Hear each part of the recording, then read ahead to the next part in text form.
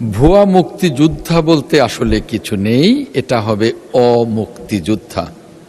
বীর মুক্তিযোদ্ধাগণ দেশের শ্রেষ্ঠ সন্তান। তারা জীবনের ঝুঁকি নিয়ে দেশকে স্বাধীন করবার জন্যে মুক্তিযুদ্ধে অংশগ্রহণ করেছিলেন।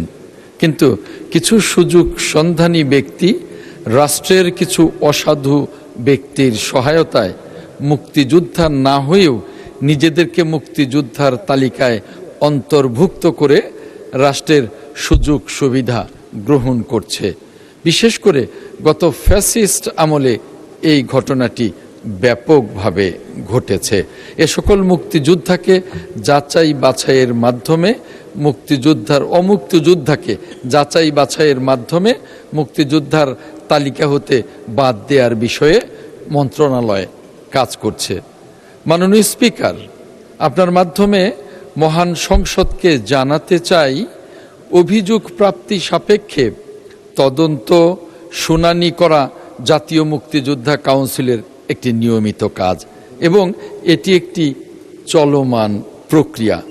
জাতীয় মুক্তিযোদ্ধা কাউন্সিল ও মুক্তিযোদ্ধা বিষয়ক মন্ত্রণালয়ের অমুক্তিযোদ্ধা হিসেবে কোনো অভিযোগ পাওয়া গেলে জাতীয় মুক্তিযোদ্ধা কাউন্সিলের সদস্যদের সমন্বয়ে গঠিত উপকমিটি কর্তৃক তদন্ত শুনানির মাধ্যমে যাচাই বাছাই করে অমুক্তিযোদ্ধা প্রমাণিত হলে গেজেটে বাতিলের সুপারিশ করা হয়।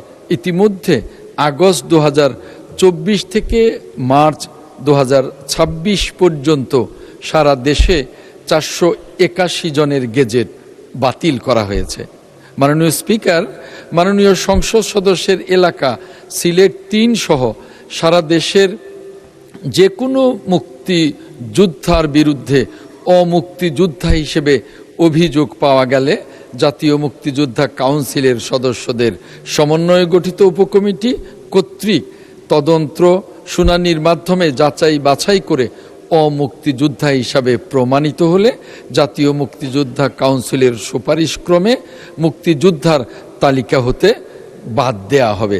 মাননীয় স্পিকার, মাননীয় সংসদ সদস্য যারা প্রবাসে রয়েছেন তাদের বিষয়ে বলেছেন, এদের প্রবাসে যারা অদ্যাবধি ডিজিটাল সনদ ও স্মার্ট আইডি পাননি তাদের আবেদন প্রাপ্তি সাপেক্ষে ডিজিটাল সনদ ও জীবিতদের স্মার্ট কার্ড আইডি প্রদান করা হবে। মাননীয় স্পিকার, আপনাকে ধন্যবাদ।